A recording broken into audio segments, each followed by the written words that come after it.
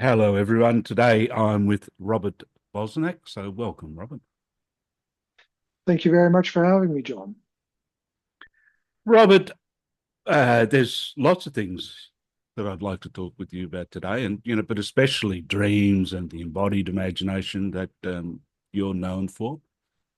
Um, but I wondered whether maybe in the beginning we could just start, like what got you involved in all this stuff, and how did you get to Zurich, and how did you get on to dreams and all of that? Could you just tell us a little bit about all of that? Yes. Um, I got an illness when I was 16, and that basically it was an intestinal illness and constant exhaustion. And so I was trying all kinds of treatments and it didn't work. And then when I was 21, my appendix burst, but because I had pain in my belly all the time, I didn't notice how bad it was. And then I had sepsis. And then I got into the hospital and I almost died.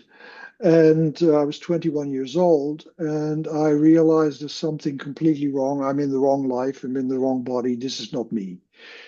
And then they kept me in the hospital a total of 11 months and they tried to find what was going on.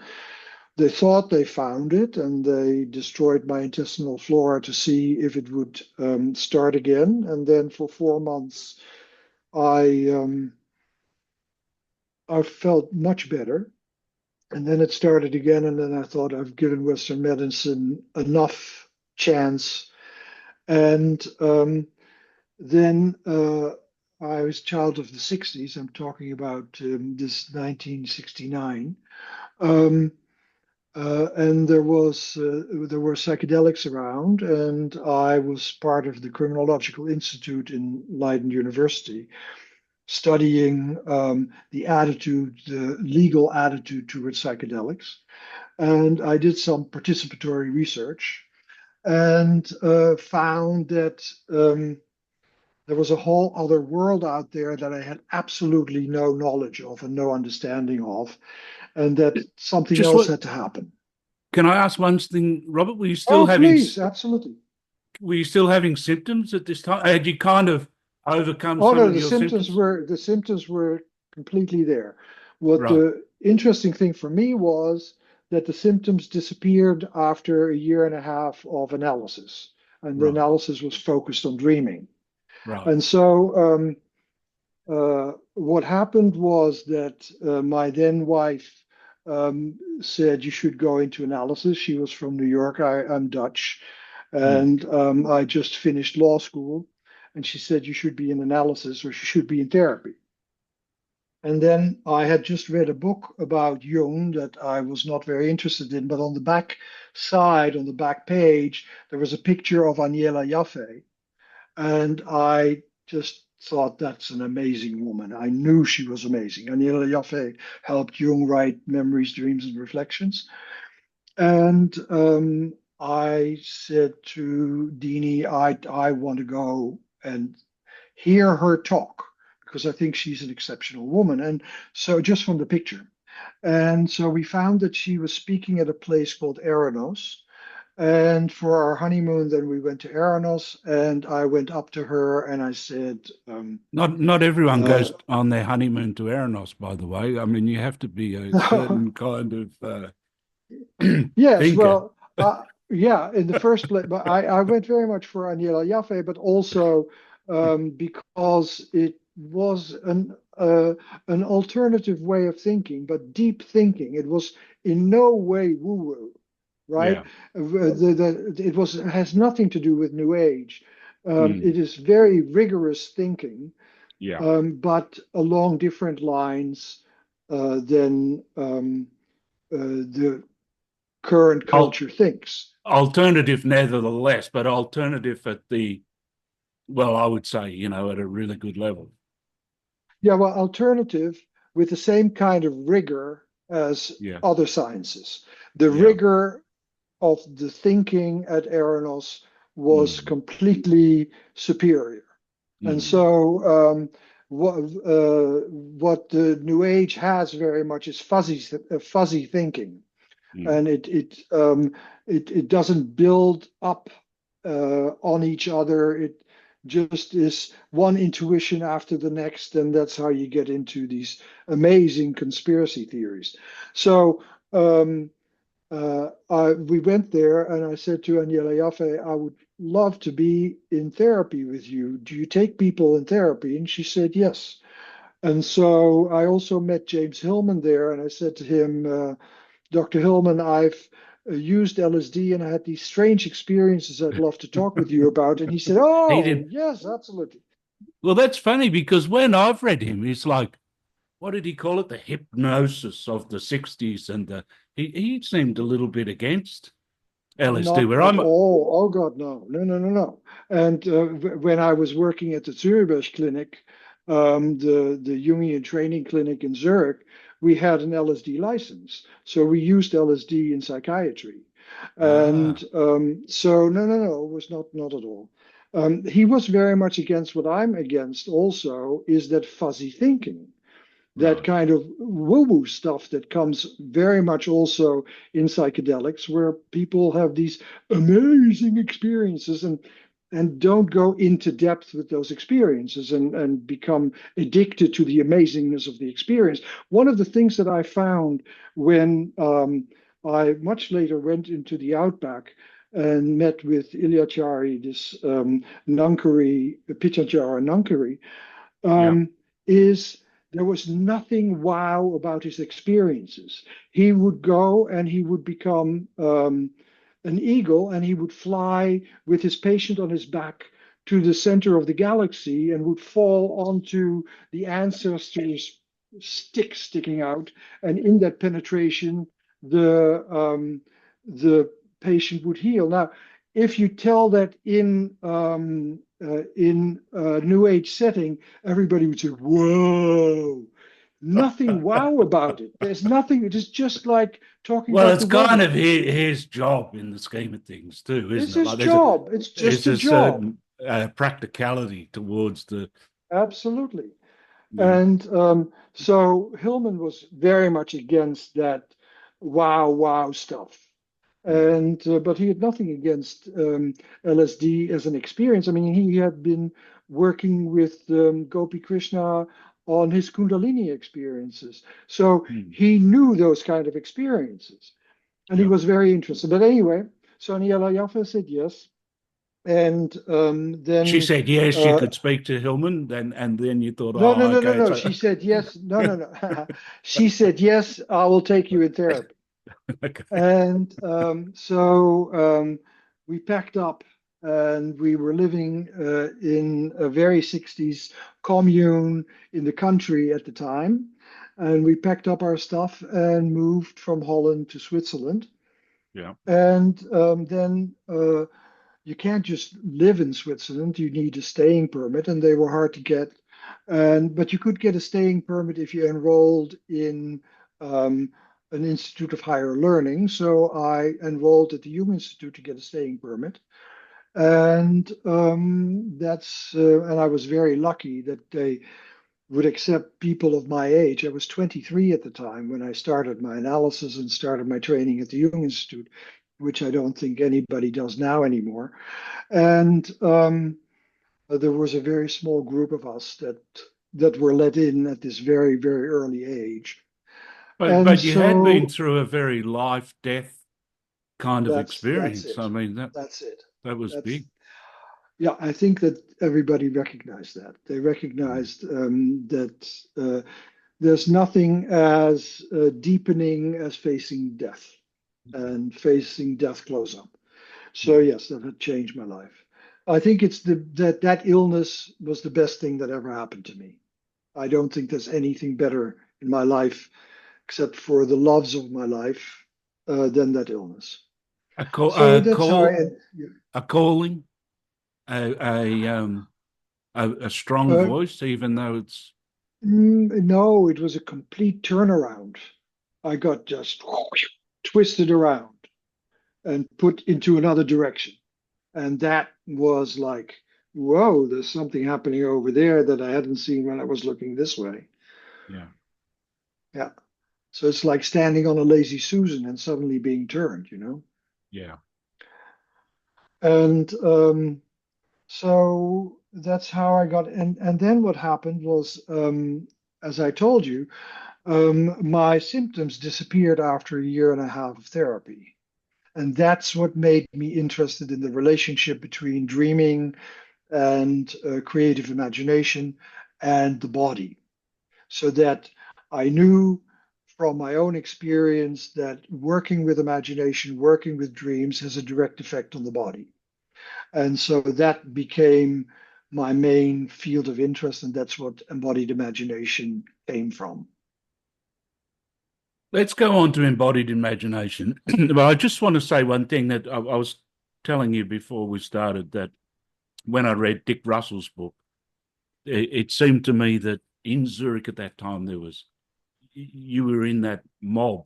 I call you the Rat Pack, Hillman Yeah, and yeah, Pat Barry absolutely. and It was a Raphael. completely the Rat Pack. It's a But perfect but name for it. but exciting. It was Well, very. The most important person in it was not James Hillman, but Rafael López-Pedraza, because Rafael was the craziest of us all. And he had elephant balls. And so they were reading very strange things, like when I came in 71, they were reading a book of spells called the Picatrix.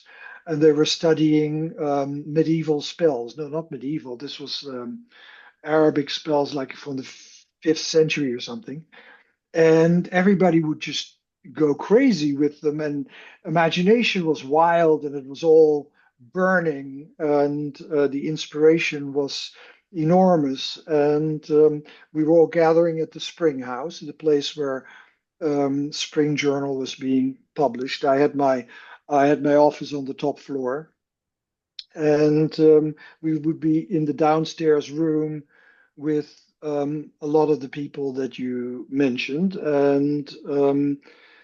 uh, and had a grand old time. It was, yeah, it was like the wild west of thought. What year was this, Robert? This was between 70. I was there between 71. I was in Zurich between 71 and the end of 77. But the height of the spring house that I was in was in 71 to 73 about. Okay, And it had been going on since, I think since 70 right. or So it was 69. kind Yeah, of a fermenting of ideas and absolutely. wild ideas and Yes, it was completely wild, and wild, but with a lot of thinking, a lot of yes. uh, trying to get a wild intuition and then go back to how does it work, Mm, and how does it fit with other systems, and amplifications in many different directions, yeah. and because um, it was very interesting because we were of a strange generation. Also, Hillman was of a strange generation. We were not of the same generation as the Jungs and the Corbins and those people, um, because they had a much larger set of knowledge, especially people like Corbin and people who would be coming to Eranos. Hillman always felt that he had not enough knowledge, Mm, and he didn't work in Latin, he didn't work in Greek.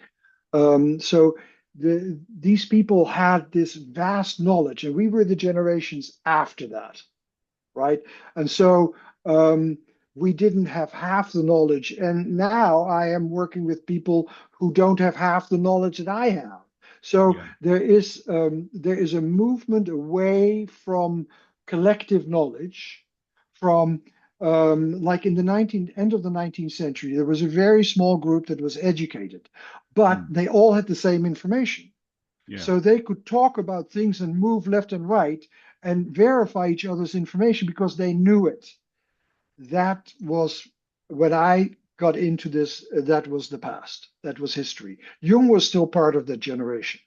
Corbin was still part of the generation. Portman was Just still part of the generation. a breadth and a depth of classical knowledge. European knowledge. And so, and then there were the people that were bringing in other stuff, like Gershom Scholem, who was also at Eranos, who brought in Jewish mysticism, and Corbin brought in Islam. So it did come in, but and then at Eranos there were people from Izutsu in my time from Japan who brought in From the Japanese East. Yeah. sensibilities, yeah, and Kawai, Hayao Kawai brought in Japanese fairy tales, and and Manfred Porkert brought in Chinese mythology, and so it did. It was pulled in, but the central part of it was European knowledge. Yeah. And in that realm of European knowledge, the generations above me were very, very well versed, and they knew what people were talking about when they would bring up certain philosophers. Everybody knew what they were talking about. It was like the daily news. Eranos has struck me as I don't know, just the diversity of thinkers, the whole idea behind it. It really is something. You know, Eranos was a Yes, really yeah. good thing. Yeah, I also like the name Eranos. Eranos basically means potluck, right? Right. It's yeah, it's a picnic. Everybody brings their own food and we eat it all together at a round table. Um, and so it Who started influenced you? Who influenced you well, there there. at I Eranos? I was know. at Eranos. I was very much influenced by the director of Eranos, whose secretary I became. Yeah. His name was Rudolf Ritzema, and Ritzema had been studying. He started studying the I Ching from the Chinese in 1948. So when I came, he had already been at it for 25 years. Um, and no, 23 years. And so he was asked by Olga Fröber, who was the founder of Eranos, whose property it actually was. He was asked to be the director of it. And so, next to being the director, he was also a translator of the I Ching. He translated the I Ching into English, German, and Italian, and did it in a very particular way, um, word by word, and giving because Chinese is ideograms, right? So each ideogram is a meaning cloud, and he would give all the meaning clouds and would just put them together, and then you could make out of it whatever you made out of it. So it was not like what Wilhelm did is basically make an ongoing narrative. Ritzema didn't make a narrative. He just kept the images. So it was very much like working with dreams. And so that influenced me very much. And then, of course, well, Corbin. James Hillman.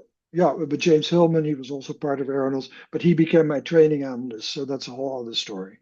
Uh, And then Corbin, of course, yes.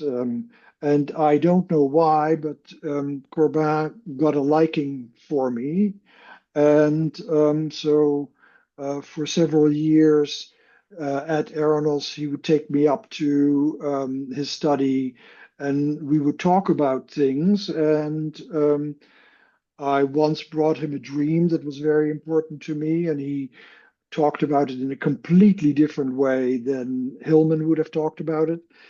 So so he was, yeah, even though you had this dialogue between all these different people, I kind of, the sense I got about Corbin is he kind of just had a little bit of a different handle on things, you know, in terms of this imaginal world, or the well, yes. medial structure or something. Mhm. Well, it fit very much in with Eranos. So his notion is that there are three realms of reality, and that was the way that the Western world was in up until the 12th or 13th century. And when he's talking about what happened in the 13th century, the great cataclysm where we moved into Aristotelianism and into the split between body and mind, he would almost cry. It was so terrible that that Yeah. happened for him, because for him Oh, it it was, is. yeah, for him it was, there were three realms. There was the realm of the physical, the realm of intuition, mathematics, and spirit, and there Mm. was a third realm that was as real as these two other realms, and that was imagination, creative Mm. imagination. Creative imagination was a form of reality because he studied the visionaries, right? And the visionaries Just were the people. sorry, I'm butting in again. You're on a good roll there too. But it's were they the Sufi Islamic visionaries or were they visionaries from Yes. all over? No. No, no. They were very good. They were um, Shiite mystics that were also Sufi, and but it was basically Shiite mysticism. And he was a student of Avicenna. He was a student of Ibn Arabi and Sorowardi, and they were describing what they called recitals. And these recitals were encounters with spirit beings, and they would describe these encounters with these spirit beings, and they were clearly not imaginary. They were not imaginary. They were real encounters, and they were experienced as real, and the culture took them as real encounters. Um, and then in the 13th century, what happens? It started with the philosopher Averroes, who was very much of an Aristotelian, that reality of the imagination of the visionary tradition dropped out. It was in the same time, around the same time that the Zohar was written, the Jewish book of mysticism. So it was the height of was one of the high points of Western culture, the 12th, 11th, 12th, 13th century, because it was where the Muslim culture, the Jewish culture, and the Christian culture were living together, influencing each other, thinking together in a way that brought about one of the great flourishes of Western culture. But then nevertheless, when that middle realm, in, I think you were calling it, the imagination became very kind of suspect, didn't it? And uh, a little Well, bit. the people started to turn towards Aristotle, and Mm. Aristotle um, had the notion that there was a body and spirit. He didn't have this in between realm. And the culture chose for Aristotle, and that was yeah, It was a turning point, tragic. or yeah, tragic. And I don't know whether this is accurate, but I get this sense that in the West. So you were talking about Corbin, right? But in the West, with Neoplatonism, there's something similar in a way because they had that Oh yeah, middle yeah. realm. Corbin is a Neoplatonist. Oh, okay. This is Neoplatonism. What I'm describing is Neoplatonism. It's Ah, Arabic. It's Arabic Neoplatonism. oh, Um, okay. the ancestor of my work Mm, is a Neoplatonist called Iamblichus, who lived in the third century, and who was very much about embodiment and about uh, getting in touch with the gods through mimesis and identification. So it's very similar to the work that I'm doing in embodied imagination. So yes, it is Neoplatonism. so with that kind of reality, um, there were conversations with ancestors and daemons and like Yeah, there yeah. it wasn't. Like No, there was the something real daimones. about. Oh, it was real. Hmm.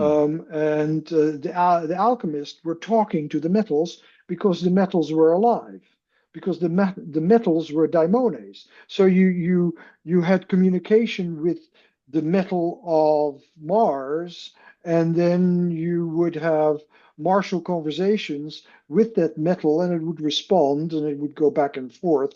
That's why I'm always saying that artificial intelligence these days is very similar to alchemy because it's also talking with something material and that talks back. And so, yeah, I think that that world really came to an end in the scientific revolution of the 16th century. That's when it really ended. But that whole movement, Aquinas was very much, Thomas Aquinas was very much of an Aristotelian. And so the Yeah, culture was already moving into that whole direction. And that's what that, and then it culminated, of course, in the Cartesian notion of subject and object. which is kind of the path the West went down. And Went down, and then we, slowly imagination became the opposite of reality, and imagination became Walt Disney, and Walt Disney set up his Disneyland to oppose reality. That's what he so said. we're doing some remedial action on, What we're doing is we're trying to get us back to that world where imagination is a form of reality. That's where we're trying to get back. And Corbin calls that the Mundus Imaginalis, the world of imagination, which is a translation of the Arabic word Alam al-Mithal, the world of images, where the images are real. And so he said we can no longer use the word, of course, in French it was imaginaire, the word imaginary we can no longer use in that context because these were not imaginary yeah. encounters. These were imaginal encounters. So that's how he came to the notion of imaginal. So when we use the word imaginary in the West, it's very condescending, meaning it's a put down. There's no other way to say Yeah, it. it It's is. kind of, Yeah, mm, yeah, and that's also what happened in the 19th century. For instance, it makes me think of the notion of animism, right? Animism, one of these terrible things that the West came up with, the notion of animism being that the people like Aboriginal people are projecting their inner world onto outer things. That's animism instead of seeing that the whole world is alive and they're living surrounded by living beings that manifest on a plane that is real, that they call Chukurpa. And so the Neoplatonists would have understood them entirely. yeah. So how did you, just jumping ahead a little bit, Robert? How did you bring? I mean, in a way, this is you've just been talking about embodied imagination, haven't you? I mean, it's Yes, this yeah, is the foundation of it, and but then you kind of correct. directed that into your work. Yeah, That was so I always say that embodied imagination is a phenomenological reality. We know everybody knows the embodied imagination because we're dreaming, right? Dreaming is embodied imagination. But I have developed a trademarked method that is called embodied imagination, which is a method of dealing with the embodied imagination. And so that it takes a particular methodology to deal with the embodied imagination. But the embodied imagination can never be trademarked. The method that I created is trademarked. mm. So what? Tell us about it. I mean, like in terms of working with dreams, for example. Well, it comes up with my definition of dreaming. So I've had the privilege to travel the world and ask many different people's how do you dream and what do you dream. And I found that I always got the same answer all over the world. So that I took as my definition. Um, I was somewhere and something happened, and then I woke up. So to me, the definition of dreaming is being somewhere where something happens and then you wake up. Everything else is cultural. So the notion that everything in a dream is part of me is a cultural notion. The idea that dreams are just quakes of the brainstem is a cultural notion. The idea that dreams happen in the brain is a cultural notion. All these things are cultural notions. The only thing that is not a cultural notion, I believe, because it's true everywhere, is I was somewhere where something happened and then I woke up. So that's how what I based my whole foundation on. That Mm. if that is what a dream is, then you have to get back to the dream in some way or other to experience that what happened in that event. But And usually, if people are a bit smart, they love to interpret, um, yeah, the kind of moment jump that you into the interpret. yeah, if you the moment that you start I always say to people, the moment that you know what a dream means, you're on the wrong track. So uh, what I am, and this is Jim Hillman was always very adamant about that, the notion of negative capability, which is something that comes from John Keats, Mm. the poet.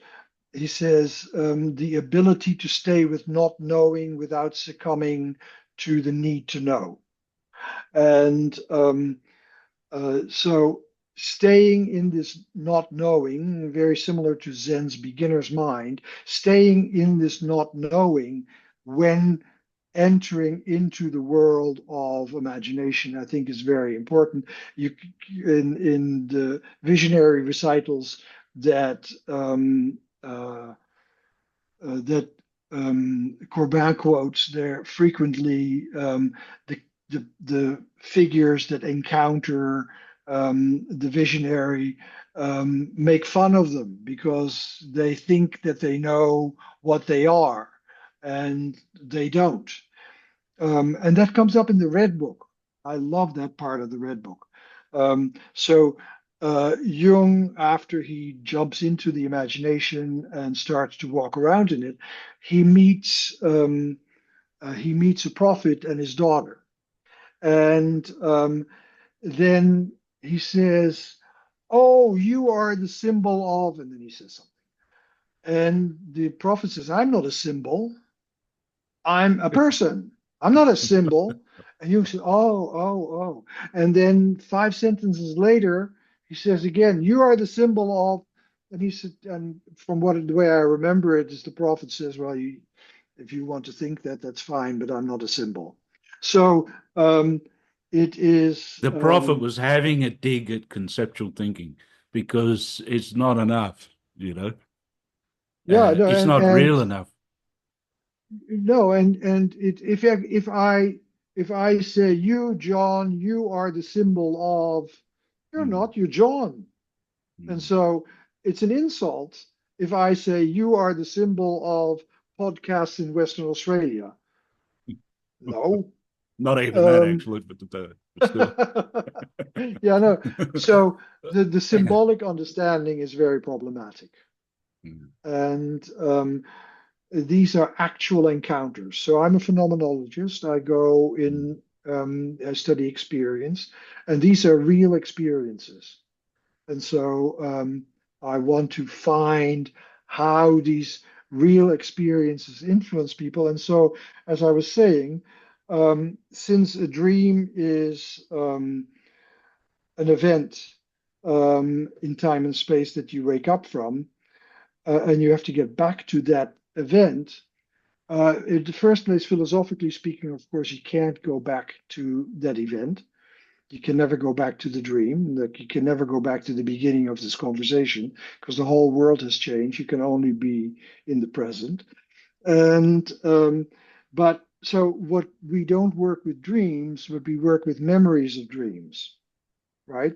And so it then is very important what kind of memory system you use. If you use explicit memory, then you go into the narrative and you begin to explain the narrative. Um, but if you use implicit memory, which is the memory that you have when you ride a bicycle, an embodied memory, because if you try to ride a bicycle with explicit memory, you fall over right away. It's in your body. So I'm interested in the memory system that's in the body, so implicit memory or procedural memory. And of that, I am most interested in flashback memory. Flashbacks, we know that we have the ability to flash back because if somebody was in a war and they come back and there's a loud noise, suddenly they're on the battlefield again. Yeah. So we have the capacity to flash back. That is a natural ability. And what we do with embodied imagination is we trigger artificial flashbacks so that through a system of investigation, you flash back into the image and then it feels as if you're back in the dream. So that is the way, and that's different from the way most people work because most people don't work in a way of flashback in a hypnagogic state while in a flashback. So could we call it going back to the experience, or is that a bit too loose? Um, no, it is being re-immersed in the experience, right? So the experience reconstitutes itself around you, Right. and you are again part of it. Mm. So what are you trying to do at that time? Enlarge an understanding as well? No. What you do is you try to deepen the experience and begin to feel it physically. I always use the same example because it's a good example. That is of a person who is being chased by a dog. Mm. If you feel it from the perspective of the one who's being chased by the dog, it is that, and that's very much in the chest and in the breathing.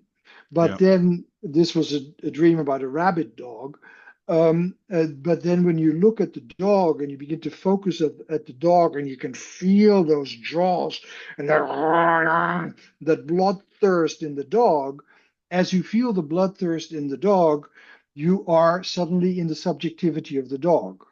Now, if you can feel both these states at the same time, and you can feel up to 4 or 5 states at the same time, as you feel those states at the same time, so in the chest, that thing of ah, and in the jaws, the thing ah, and if you feel them at the same time, something new begins to emerge.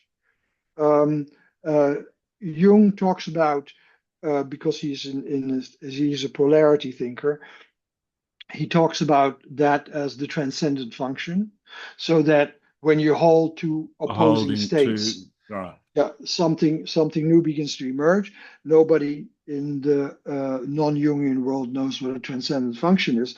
These days, this is called an emergent phenomenon, a self-organization of an emergent phenomenon, and the emergent phenomenon is not just between two, but you can have 3, 4, 5 states that you can feel at the same time, and it begins to self-organize.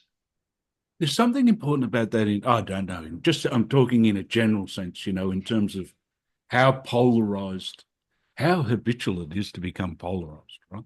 You Yes. join one tribe or the other, one side or the other, Yeah. whatever.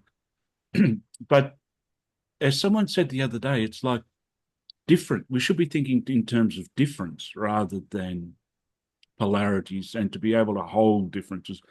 What I'm trying to say is that kind of primary experience, it seems to me, can kind of flow out into a way of being in the world a little bit more, where one can Yeah. hold differences. Yeah. I am most influenced by the notion of networks. Mm. So there's a multiplicity of nodal points that are in constant state of feedback and creating lots of feedback loops. So that's why when I work, I usually don't do two states, but usually three or four or five, and feel them at the same time so that you get a network of states. And as you feel the network of states, you don't get into this polarity opposing stuff, but you get into feedback loops between all of them, and something new emerges from those from that, feedback loops. which Mhm. is what Jung And called so the transcendent function, basically. yeah, but Jung called it the transcendent function because he was working in polarities. Right. Polarities is about two states that are opposing each other. And I Yeah. think that that's a huge problem in Jungian psychology, Right. that Jung and many Jungians are thinking in polarities. And that's one of the things that Hillman undid, right?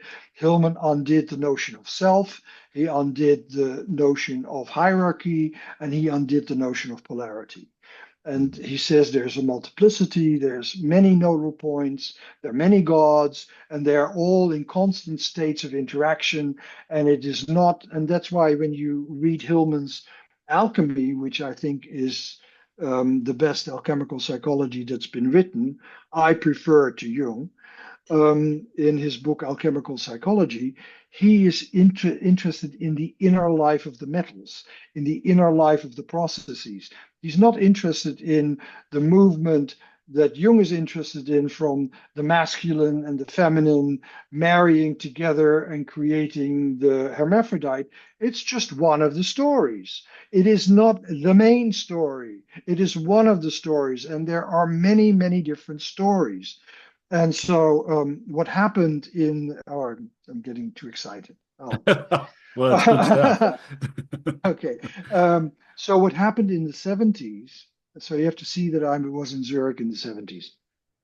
What happened in the 70s was, and the late 60s and the 70s, was this whole process of deconstruction, right? Mm, Deconstruction, Derrida, Foucault.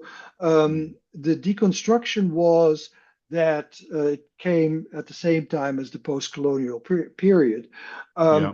that the colonizing of the grand narratives of the West was cut down. And Mm, as the grand narratives of the West bit the dust, there were all these other narratives that were beginning to sprout up. mm. And there were then hundreds of different narratives. And Yeah. it was no longer held under one Western monotheistic narrative.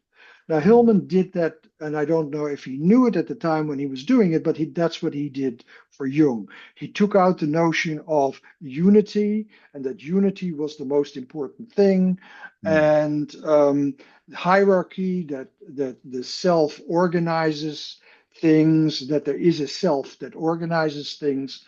Yeah. Um, And and we've got the poly comes in. yeah, Uh, exactly. they're all legitimate in their own right. All the different Yeah, gods. Yeah, it's not that one's better than the other. We correct. can't say that. So it's a horizontal structure. And Mm, that kind of horizontal structure is much more like complexity theory, is much more like what now also is used in artificial intelligence. Um, it is the notion that there are many narratives, and all these narratives have feedback loops with each other. And in these dozen or hundreds of narratives, I mean, in India, they have a million gods. Um, all these interactions of narratives, that's where it's at. I know, this is going beyond the remit of my experience and maybe this podcast, but don't you think that maybe also people are floundering with that? Because, it's kind of like as bad as the church was, in my thinking, after it went, started to love Aristotle and all of that and having control over the narrative, uh, it did hold things together to a certain extent. Whereas now, in just the incredible multitude of influences, that it may be that it's like the felt sense is it's a chaos. Right. And so that's why I think complexity theory is so important, because the complexity theory says that at the border between order and chaos, there is self-organization that takes place. So there is organization, there is self-organization, but there's no self that organizes it. And that process, that ongoing process of self-organization, if you can get into that, gives a lot of shape and gives a lot of form, but it takes a lot of daring because you constantly fall into it, because you're on the edge of chaos all the time. But the Mm. edge of chaos is the most creative moment. And Yeah. I think that at this moment, people are terrified of chaos. And then, of Yes. course, we have a president, a king of chaos. Yes. And maybe a response to that, it seems to me, is to try to build certainty and rules and certainty. Whereas I would kind of think maybe it's more leaning into the chaos, which is what, Yeah, that's that's what another I, way of approaching it. yes, because that is the most creative way of being. Mm. And because you have enough order to hold on to, but you're, it's like the fool in the tarot cards. You have a tarot card behind you, right? The Mm. fool in the tarot cards is the one who steps off the cliff. That is the moment of complexity. That Oh, is where you don't know what's going to happen, mm. and you are in that complete unknown, but you still have one foot on the rock and one foot in chaos. And if you can hold that state, Mm. then things begin to organize in very interesting ways. And that's what I try to help people with so that they get out of their very ordered habitual consciousness, because that is usually the problem. People come to you because their habitual consciousness can no longer deal with the world. And so that you get into a state where it can self organize into a new condition. And yeah, I agree with you that um, it is so frightening for a lot of people that there's a huge re-emergence of fundamentalism everywhere. All the complexity, uh, all the conspiracy theories are part of fundamentalism. It's a fundamentalist notion. We know what's going on. Really, we know what's going on. It may all look like chaotic, but we know what's going on. It's Bill Gates who's behind it. And so Mm. that kind of need to know is getting stronger and stronger, and people are closing up because we're living in a time where we are being encountered with an entirely new world. Yes. And it's how to be opened up in that new world. Mhm. And Exactly. when you were talking, I was thinking of mystery too, the kind of thing of, well, I might not have the answers, but I do have a love for the mystery, is Exactly. also a Hmm. way of, Yeah. It is taking life as a mystery. Life, mm, and that every day is an unfolding of the mystery that you're witnessing and that you're part of, and that you can feel. And the mystery goes in many different directions at the same time. But if you foreclose it by knowing what it is, I think it's impoverishing. yeah, that's true. Robert, just one other thing. This might be a bit off on the side, but a big dream. Well, maybe it's not because, people talk about big dreams and, maybe I can think of only two or three throughout life, but it seems like they're an unending mystery. Like they fascinate you. You're never going to get to the bottom of them, but from my experience, they come back and back, and they're a fantastic source of nourishment and uh, opening, we could say. So, Yeah, I had a long discussion at the end of his life with Hillman about that because I think that big dreams are they people experience them mm, and they are shocking and but if you work with a dream and you get to the level where where it is an archetypal presence, then you can get a big dream in eating a hamburger. that can be a big dream. If you work it from the perspective of um, of the chopped meat and feeling the sense of chopped meat and feeling the sense of how that chopped meat that you live in is at the same time deeply nourishing. And if you can go deeply, very deep into that, in on the one hand, that being feeling this being torn all over the place, and at the same time that that is very nourishing, you can get a very profound experience. So it is also the way that you approach dreams. But yes, Hillman thought towards the end of his life that he had had several big dreams, and so yes, big dreams do exist. But I think that potentially every dream is a big dream. Big dream. Okay, got you. Well, Robert, I know we're maybe getting on there. It's been a very enjoyable conversation, but I know you live in Sydney now, so we have to make Well, a I know little I live plug. I commute You commute, between sorry, Sydney and Santa Barbara. but we have to make a little plug for Australia. Well, I mean, what we Yeah, have to yeah, do yeah, yeah. that. And what I was reading in your book, Tracks in the Wilderness, because I think we were speaking before. There's a certain custom around the law of Aboriginal Australia, and one Mhm. doesn't want to impinge upon that or whatever, and to give it its full respect. But can you tell us a little bit about the time when you went to the Red Centre or Uluru, Mhm. Yeah. and what that has to do with dreams, of course. Mhm. The person who actually made that possible was David Tacey, and he got me in touch with Diana James, and she spoke Pitjantjara and was working together with two Aboriginal Nankaris, Nanincha and Ilyachari, and they were exceptional people in that they wanted Europeans to come to the outback and learn about Chukurpa. And they would tell them about Chukurpa, they would lead them along the dreaming tracks and would do the songs and dances where the dreaming tracks would come to the surface. And Which yeah, is I not the learned. normal thing, by the way. It's not the normal thing No, because no, no, not at I, all. I have a friend here, an Aboriginal friend who I played football with.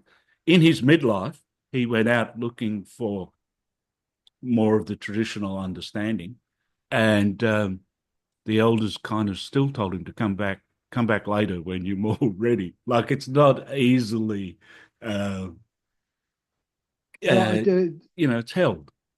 yeah, no, they were incredibly generous. And Nalincha told me a dream. Um, in Pitjantjara, Diana James translated it. She says, I'm dreaming. I am. This was in 1993, so I was still a recovering Jungian. I'm a Jungian, but a recovering Jungian as well.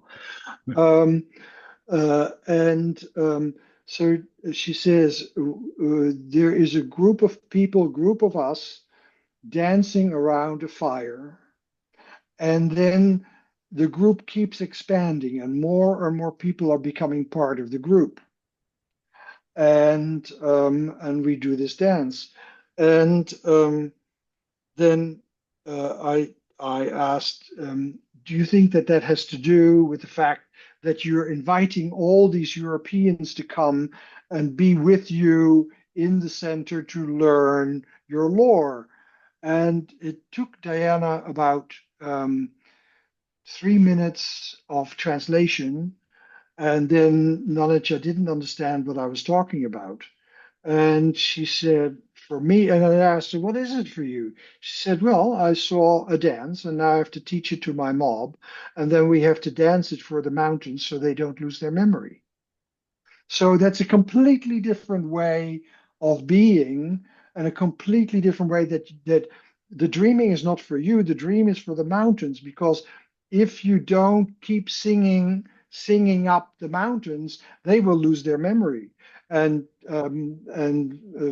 Aboriginal people that I spoke to said you can recognize places in country that are no longer being sung. You can feel it. It's different because you constantly have to sing it up so that the memory of the place remains. And that's what she told me that dream was all about. So then I realized, oh my God, I better put all my understanding of dreams away. I understand absolutely nothing of it, and I But should just. I mean, tell me what you think. But when Jung talks about ancestors and ancestral, isn't that kind of what he's saying? Um, yes, I think that he's talking about the ancestors, yes, but they are talking about the mountains. Yeah. They are talking about that the mountains shouldn't lose their meaning, that the Mm, mountains should stay alive. This is mm, because the mountains are the ancestors. mm, And so, and we followed the trail of Nintaka, the parenti lizard, the huge parenti lizard that was the creator of that part of the country. And you would sing to the lizard, you would um, sing to Nintaka, but also to the mountains. That's what she said. mm, The mountains shouldn't lose their magic. So the whole land is alive. Jung wasn't mm, talking about that. And so it mm. has enormous influence for ecology, for the whole Yes. notion of ecology, that these are living beings and Does that this link in any Australia is way? living, alive.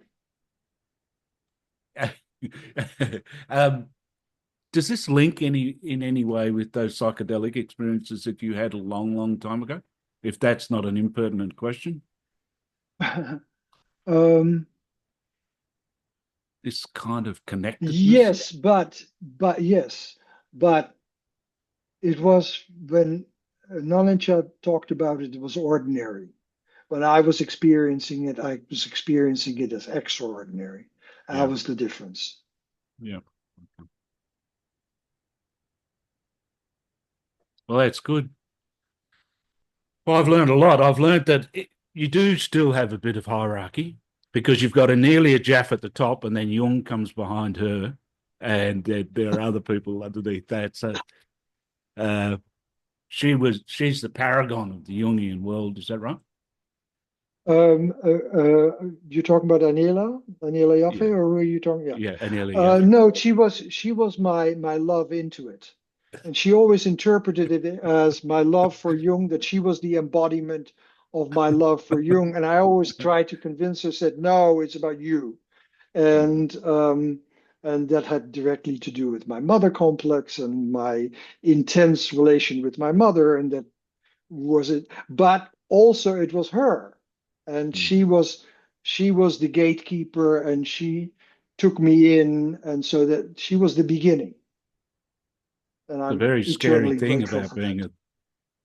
being a therapist, if you ask me. I'm glad that.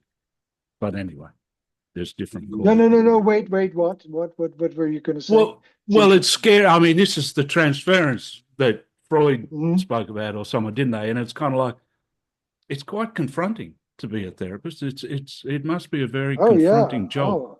Oh, it's a very confronting job because uh, people see things in you that are part observation, part fantasy. And so what happens is that these two worlds, the world of imagination and the world of physical reality, get mixed, and you are in that mixture all the time. And you have to be very careful that you don't make wrong moves with that and take things literally. The biggest danger is for a therapist to misinterpret something and believing it's about me. Mm. And then you get huge problems. You get all these transgressions that happens when that happens. And I have got one last question, if you've just got a couple of minutes. Oh, The sure, dr- absolutely. the dream incubation. That time when they, well, as I understand it, I read a little bit about it in Catafalque, I think, and uh, there was a ritual, it seems to me, and that people maybe went into a cave or whatever. But can this be Like I noticed somewhere that you have a healing institute in Santa Barbara. Do you still have that? The, No, no, it closed during COVID, oh, okay. and yeah, and But so now they're building a new one on the Big Island in Hawaii, oh, okay. a new healing sanctuary. Yeah. Mhm. Cool. Well, I mean, I don't know, but is it possible to kind of reinvigorate that ritual that That's what we're trying to do. Yes, because for instance, when I work with, because of my own experience, I work with a lot of people who have physical illnesses. And for mm, instance, I work with cancer patients who are going through chemo and radiation. And I believe, and I I cannot prove it, but I think that a lot of people would agree with me that if you do this kind of in-depth embodiment work, the mm, chemotherapy works better. And because what we are doing is we are enhancing the placebo effect. Placebo is that great mystery that expectation and imagination can actually heal the body, which is a great mystery, but it's now being studied. And the power of placebo is enormous. And what we are doing is we're compressing that power of placebo and we're adding it to the healing process. And I think that that's what happened in the sanctuaries, that the imagination was concentrated to such a point, to such a divine concentration, that it began to heal the body. Because the healing sanctuaries were not about psychological healing, right? It's not you didn't go there with a depression. You went there with a broken leg, or you went there with intractable physical illnesses. That's why you went to a sanctuary. So it comes back to the beginning of how I, in my life, was healed by working with images, by working with dreams. And that 50 years later, they found what the illness was, um, and it was Crohn's disease. But they at that time they couldn't get as deep into my intestines to find it. And I have no exterior symptoms. I have zero symptoms of Crohn's disease, touch wood. But I think that that is through the work on images, and I think that that's what behavioral medicine is showing. okay, good. And one last question. What have you been thinking about? What have you been thinking about lately? What's kind of been rocking you boat the last Oh, period I of am time? very deeply into artificial intelligence. I've developed a company that makes emotionally intelligent, empathic AI companions that are now being used in healthcare. They're being used by homeless people in LA, and it's going to many different places in healthcare because there's not enough people around to treat all the loneliness that is going on in the world. And that has my total and absolute fascination at the moment.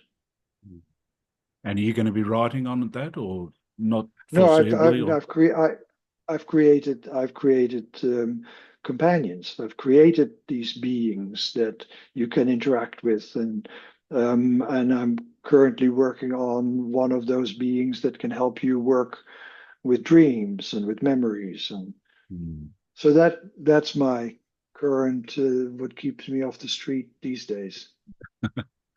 Thank you very much, Robert, and for your lifetime of regard for dreams, Thank you. and thank you for sharing it. Well, thank you very much. It was a great interview. I very much enjoyed it. Thank you very much, John.